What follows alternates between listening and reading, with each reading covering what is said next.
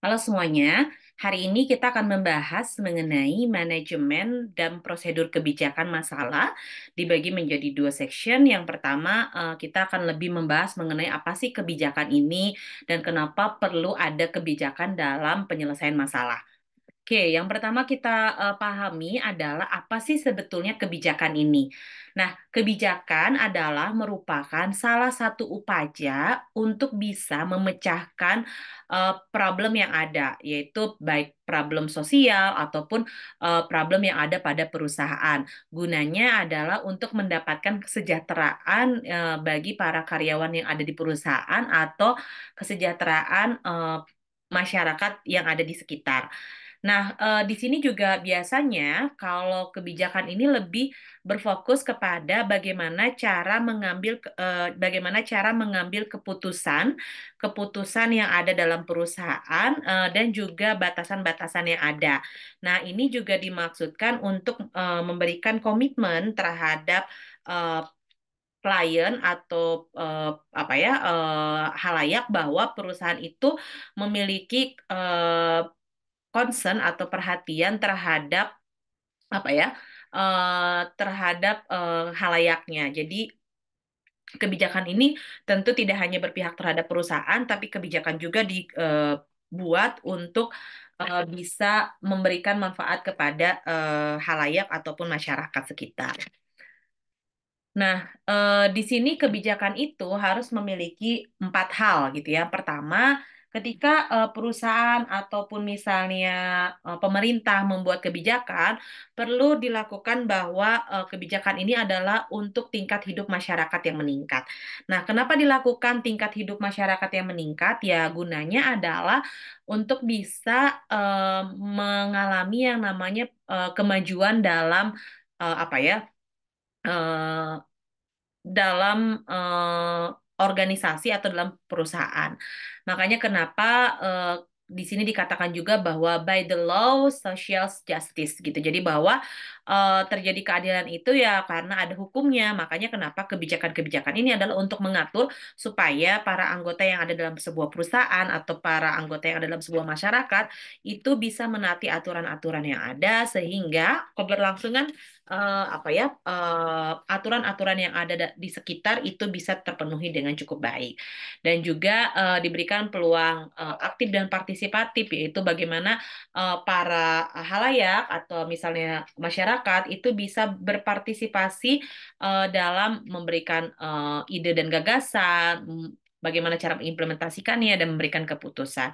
Dan yang pasti adalah bagaimana dapatnya pengembangan berkelanjutan. Nah, pengembangan berkelanjutan ini tuh lebih kepada kalau misalnya kebijakan-kebijakan yang dibuat perusahaan atau misalnya pemerintah itu merugikan masyarakat, maka tidak bisa melakukan yang namanya perkembangan berkelanjutan. Tapi justru kebijakan ini dibuat adalah untuk mengatur para karyawan yang ada di organisasi atau perusahaan tersebut dan juga mengatur masyarakat yang ada di sekitar supaya bisa mengikuti regulasi yang ada. Regulasi ini ditentukan, diatur sedemikian rupa adalah gunanya untuk bisa memberikan kenyamanan antara kedua belah pihak, baik itu perusahaan ataupun masyarakat sekitar, seperti itu. Nah, di sini dikatakan bahwa eh, analisis kebijakan itu bisa melalui 5 tahap gitu ya. Ada 5 tahap analisis kebijakan. Kita akan bahas dulu yang pertama. Jadi dalam membuat satu kebijakan sebuah permasalahan, ada yang disebut dengan perumusan masalah kebijakan. Nah, perumusan masalah ini sama dengan mendefinisikan dulu masalahnya. Jadi kalau misalnya kita dalam sebuah perusahaan, kita ingin memberikan kebijakan baru atau aturan-aturan baru dalam perusahaan, perlu rasanya kita mendefinisikan dulu nih masalah apa sih betulnya yang terjadi. Kemudian kumpulkan dulu masalah-masalah yang ada supaya bisa kita ketahui apa yang menjadi akar masalahnya. Nah, kemudian ketika kita ingin melakukan kebijakan baru di perusahaan, kita harus menghususkan terhadap langkah-langkah yang ada. Yang pertama, bagaimana mengartikan masalah ini gitu. Jadi dalam artian jangan sampai masalah yang ada justru menjadi beban perusahaan dan juga beban karyawan. Tapi pastikan kebijakan ini dapat diartikan secara luas oleh karyawan ataupun pihak perusahaan. Kemudian mengkonsep dan mengkhususkan masalah. Jadi dikonsep dulu masalahnya, sebenarnya masalahnya apa ya? Oh, misalnya kebijakan tentang waktu gitu. Sekarang banyak sekali nih misalnya jumlah karyawan yang terlambat. Apakah kita perlu ada kebijakan baru? Salah satunya adalah dengan memberikan punishment kalau misalnya yang terlambat misalnya akan dapat potongan gaji. Nah, ini merupakan salah satu konsep yang harus dibentuk. Kemudian masalahnya apa itu spesifik? Kalau tadi kan masalahnya waktu. Waktunya ini apa? Apakah waktu jam makan, apakah waktu pulang, waktu lembur, atau waktu datang ke kantor. Nah, ternyata yang kita dapat adalah jumlah keterlambatan karyawan yang datang ke kantor. Berarti spesifik lagi nih dikhususkan masalahnya. Aturan, regulasi, atau kebijakan yang dibuat adalah untuk mengkhususkan masalah bagi karyawan yang terlambat datang ke apa ke perusahaan atau ke kantor. Nah, tiap-tiap langkah ini tentu akan menghasilkan informasi tentang situasi apa yang terjadi dan membentuk masalahnya. Nah, membentuk masalah ini tentu adalah untuk supaya masalahnya tidak semakin luas dan semakin melebar, tapi justru membuat para karyawan menjadi disiplin. Ini yang paling penting sekali, seperti itu. Nah, selanjutnya di sini ada yang disebut dengan meramalkan alternatif atau kebijakan. Meramalkan alternatif atau kebijakan ini lebih kepada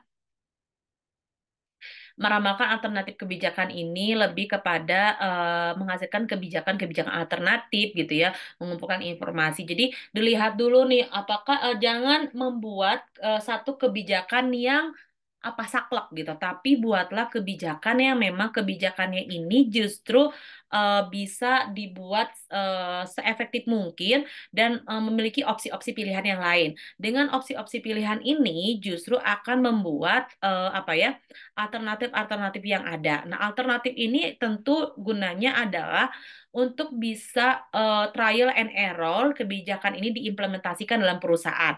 Jadi kalau misalnya ternyata diimplementasikan kebijakan A, ternyata tidak cocok nih, malah menghasilkan konflik, maka coba diimplementasikan dengan kebijakan yang B. Terus seperti itu trial and error. Trial and error ini gunanya adalah untuk bisa memprediksi nih kira-kira ke depannya mana ya kebijakan yang cocok baik perusahaan untuk perusahaan ataupun untuk para anggota karyawannya. Kemudian juga merekomendasikan penerapan kebijakan atau preskripsi. Nah, preskripsi ini gunanya adalah untuk orang-orang yang ada di komunitas atau di wilayah-wilayah tertentu. Misal ya, katakanlah kebijakan tarif telepon yang ada di wilayah barat sama di wilayah timur Indonesia. Tentu akan sangat berbeda. Nah, kenapa sih itu bisa berbeda? Apa yang menjadi kebijakannya berbeda? Nah, ini perlu diperhatikan juga karena misalnya jarak tempuh atau misalnya lokasi dan lain sebagainya. Itu yang membuat pada akhirnya kebijakan-kebijakan ini juga harus dilihat dari kondisi situasi umum yang ada di sekitar perusahaan tersebut ya. Seperti itu. Nah, kemudian ada monitoring kebijakan atau deskripsi. Monitoring kebijakan ini lebih kepada bagaimana mampu menjelaskan kebijakan-kebijakan baru yang diterapkan pada perusahaan dengan menjelaskan prosedurnya itu apa saja, tahapannya itu apa saja. Ketika sudah dijelaskan prosedurnya dengan cukup jelas, maka otomatis ini juga akan mempermudah akan mempermudah proses yang ada gitu. Nah, kenapa? Kalau misalnya ketika perusahaan membuat kebijakan baru tapi tidak dilakukan deskripsi, tidak dilakukan penjelasan, maka akan terjadi yang namanya ambiguitas terhadap persepsi dari para karyawan. Makanya kenapa ketika dibuat aturan baru atau kebijakan baru perlu dijelaskan secara detail apa saja poin-poinnya dan dijelaskan juga dalam bentuk misalnya workshop atau misalnya pelatihan atau misalnya musyawarah dan lain sebagainya agar para karyawan itu paham dan juga setelah itu jangan lupa untuk selalu melakukan yang namanya monitoring. Monitoring ini gunanya adalah untuk memperoleh informasi mengenai penyebab dan konsekuensi dari kebijakan tersebut. Jadi monitoring ini selalu ada agar nanti di akhir bisa dilakukan evaluasi yang cukup baik seperti itu. Nah, selanjutnya tadi sudah dilakukan deskripsi, ada monitoring lanjut yaitu dengan melakukan yang namanya evaluasi kinerja kebijakan. Evaluasi kinerja kebijakan ini lebih kepada bagaimana memberikan skala penilaian terhadap hasil program kerja atau kinerja para karyawannya. Nah, kenapa ini perlu dilakukan? Tujuannya adalah untuk bisa mendapatkan hasil yang maksimal buat perusahaan. Jadi kebijakan itu bukan hanya kepentingan untuk perusahaan saja, tapi kebijakan juga gunanya adalah memberikan benefit dan impact kepada para karyawannya. Kenapa? Agar para karyawannya memiliki produktivitas bekerja yang sangat baik, kinerja yang sangat meningkat, sehingga dapat menghasilkan profit atau keuntungan yang lebih bagus terhadap perusahaan. Sehingga kedua belah pihak ini juga saling menguntungkan satu sama lain, baik pihak perusahaan ataupun pihak karyawan sendiri. Kayak gitu ya. Jadi harus ada nih untuk mencapai tingkat kinerja yang bermakna seperti itu. Itu gunanya dilakukan evaluasi. Nah, kemudian kita harus tahu, terus kalau misalnya pengenalan kebijakan seperti ini, permasalahan kebijakan, apakah dipegang oleh Humas? Humas bekerja sama dengan yang namanya pengembangan sumber daya manusia atau SDM-nya, atau biasanya bagian SDM. Nah, bagian SDM ini tentu salah satu penunjang organisasi, karena kenapa? Orang-orang yang bekerja dalam perusahaan itu harus bisa bersinergi satu sama lain. Semakin bagus sinergitas antara para pegawai, maka teamwork yang terbentuk juga akan semakin bagus. Tapi kalau misalnya sinergitas yang terjadi terhadap perusahaan itu tidak berkembang, ya maka otomatis akan sulit juga gitu SDM-nya berkembang. Jadi memang satu sama lain harus bisa memberikan kontribusi yang cukup baik seperti itu. Next, kita bahas apa sih menurut Robert Almartis kalau misalnya pengelolaan SDM ini ada beberapa pendekatan yang digunakan dalam SDM. Satu, yaitu pendekatan SDM ini menekankan kepada pengelolaan dan daya gunaan hak-hak manusia. Jadi maksudnya hak-hak manusia itu seperti apa? Hak asasi manusia itu gini, kalau misalnya kita menggunakan sumber daya manusia bukan robot di perusahaan kita, maka kita harus tahu hak libur, hak cuti, hak izin sakit gitu ya, hak izin tidak bekerja dan lain sebagainya. Ini juga menjadi satu pertimbangan tersendiri bagi perusahaan. Jadi jangan sampai ketika kita ingin merekrut karyawan tapi kita tidak memberikan kebijakan-kebijakan yang justru merugikan karyawannya. Ini yang tidak boleh terjadi. Ada juga pendekatan manajerial. Nah, pendekatan manajerial ini lebih kepada eh, kebijakan manajerial ini menekankan pada tanggung jawab untuk menyediakan dan melayani kebutuhan SDM departemen lain.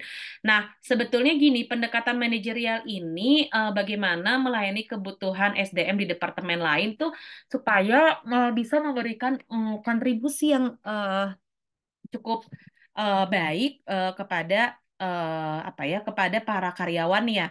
Karena kalau misalnya kita bisa memberikan pelayanan yang manajerial yang bagus kepada para karyawan, maka para karyawan itu akan loyal terhadap perusahaan. Kalau misalnya sudah loyal, maka otomatis akan meminimalisir yang namanya konflik yang ada pada perusahaan. Semakin kecil konflik yang ada, semakin solid para SDM yang ada dalam sebuah perusahaan, maka semakin bagus juga kualitas kinerja yang akan dihasilkan oleh para karyawannya. Kalau kualitas kinerja berhasil, bagus, maka otomatis eh, perusahaan akan mendapatkan lebih banyak value dan keuntungan, dan juga bisa meningkatkan citra perusahaan. Kemudian juga ada pendekatan sistem. Nah, kalau pendekatan sistem ini lebih kepada bagaimana perusahaan ini bisa memberikan apa ya, tidak menekan, tapi lebih mengedukasi dan mengajak para divisi-divisi yang ada di perusahaannya untuk bisa bertanggung jawab tanpa disuruh. Dalam artian gini, ada beberapa hal yang memang perlu disuruh dulu gitu ya untuk mengerjakan pekerjaannya. Tapi ada juga orang-orang yang berada di divisinya, dia menggunakan apa ya? Sistematis gitu, bukan sistematis, dia otomatis gitu ya, sadar dengan apa sih yang harus dikerjakan dalam dalam divisinya gitu. Jadi tanpa disuruh, tapi dia sudah memiliki inisiatif yang tinggi.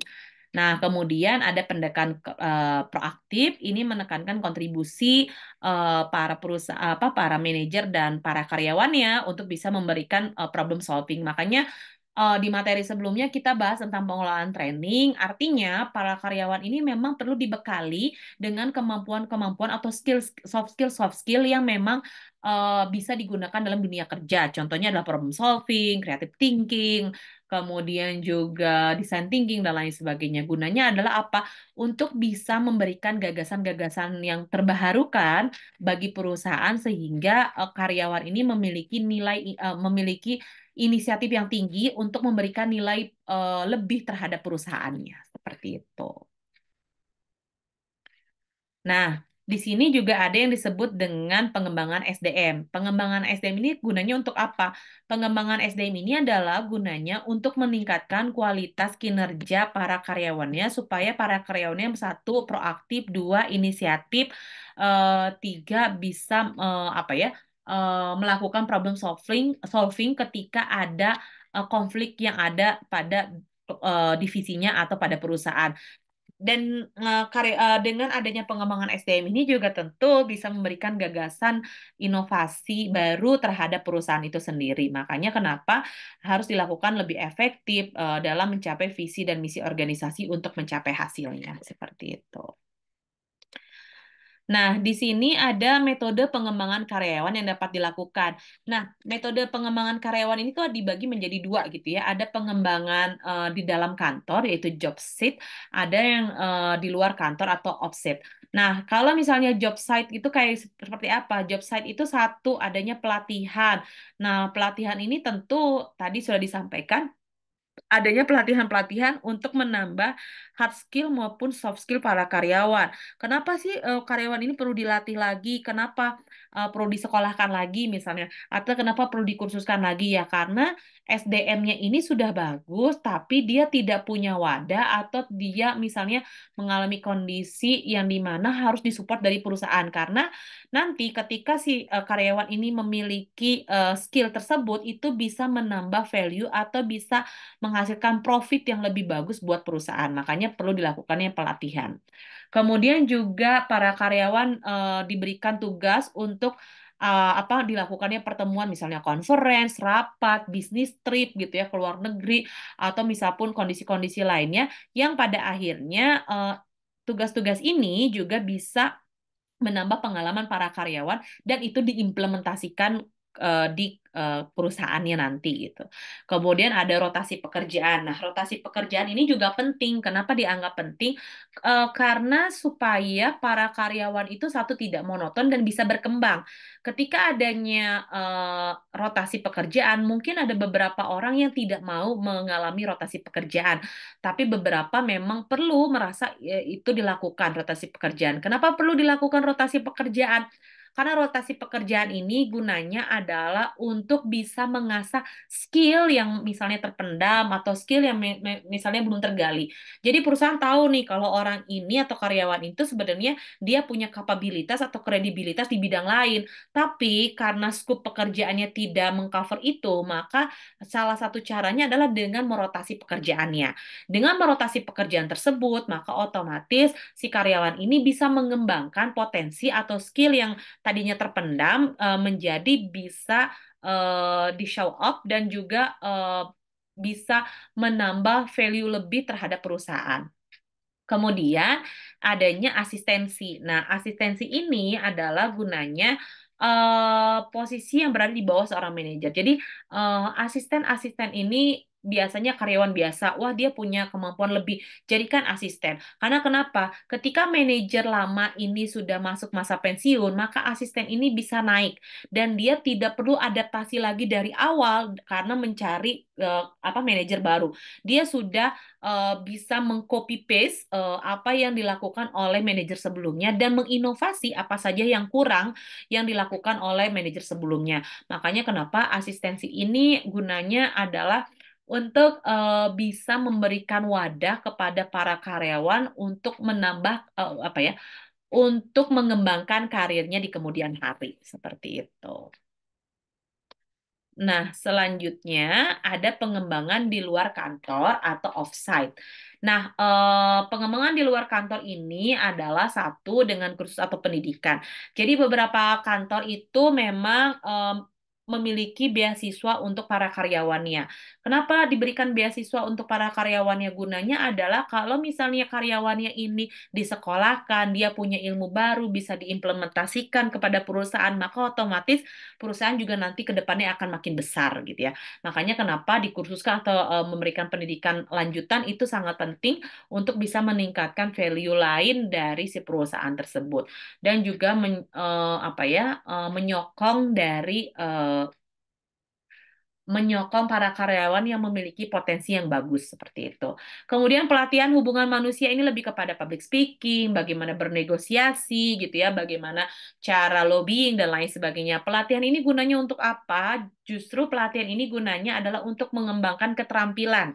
Keterampilan yang memang akan mau tidak mau seorang humas itu pasti berhubungan satu sama lain dengan eh, dengan divisi-divisi atau dengan masyarakat luas. Makanya kan kita dikenal ada stakeholder internal dan eksternal. Makanya perlu dibangun yang namanya pelatihan hubungan manusia. Kemudian ada juga yang namanya simulasi. Nah, simulasi ini lebih kepada games-games yang dibentuk untuk meningkatkan teamworking. Misalnya teamwork, networking, kemudian strategic management, kemudian ide kreatif ya. Nah, ini digunakan semenarik mungkin supaya para karyawan tertarik, antusias, dan juga mau mengasah skill mereka dengan mengikuti si simulasi ini. Kemudian jangan lupa juga untuk memberikan cuti yang panjang kepada para karyawan. Kenapa? Karena karyawan ini sudah mendedikasikan waktunya cukup panjang bagi perusahaan. Perlu rasanya mereka ini mendapatkan penyegaran dengan cuti. Nah, berapa lama sih cuti yang panjang tergantung perusahaannya. Ada yang sampai 2 minggu gitu ya, 14 hari, 12 hari, 10 hari. Ada juga yang memberikan cuti yang sangat panjang sampai 1 bulan. Gunanya untuk apa? Bisa jadi setiap orang memiliki tekanan pekerjaannya masing-masing atau stres di dalam dunia pekerjaannya. Supaya bisa meningkatkan kinerjanya, kemudian termotivasi kembali dalam bekerja, memiliki energi yang positif dalam bekerja, cuti panjang atau libur panjang adalah salah satu solusi yang bisa diberikan untuk mengembangkan karir mereka di luar sana. Seperti itu. Nah, kemudian tujuan dari program pengembangan sumber daya manusia adalah untuk memastikan bahwa organisasi mempunyai orang-orang ahli yang ada di dalamnya dan memiliki pengetahuan yang diperlukan untuk dicapai. Nah, begitu juga untuk bisa menghasilkan hasil kerja yang telah ditetapkan. Jadi, ini akan mengurangi keluhan-keluhan yang terjadi di perusahaan dan juga menghindari konflik. Jadi, kebijakan yang diterapkan juga harus didukung dengan SDM yang mumpuni sehingga kebijakan tidak akan berbentrokan dengan SDM-nya, tapi justru bisa bersinergi satu sama lain. Ketika bisa bersinergi satu sama lain, maka bisa menghasilkan kualitas pekerjaan yang baik. Dengan menghasilkan kualitas pekerjaan yang baik, maka itu akan meningkatkan produktivitas bekerja. Ketika menghasilkan produktivitas bekerja, maka otomatis itu juga akan berpengaruh terhadap sinergitas para karyawan dengan perusahaan di kemudian hari dan menghasilkan profit, keuntungan, dan citra yang positif bagi perusahaan. Itu yang perlu diingat ketika kita berada dalam sebuah perusahaan. Sip, materinya sudah selesai. Kalau misalnya ada yang ingin ditanyakan, bisa ditanyakan di ruang kelas ya. Terima kasih.